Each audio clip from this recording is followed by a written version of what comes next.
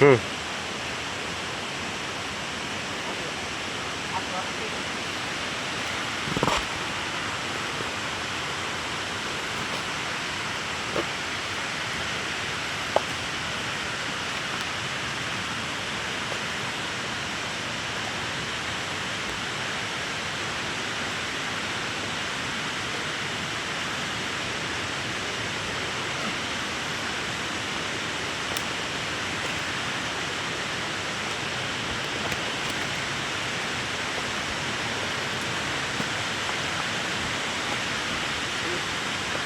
আমরা এখন সাইকো দুটো রড রেখে প্রথম স্টেপে যাচ্ছি।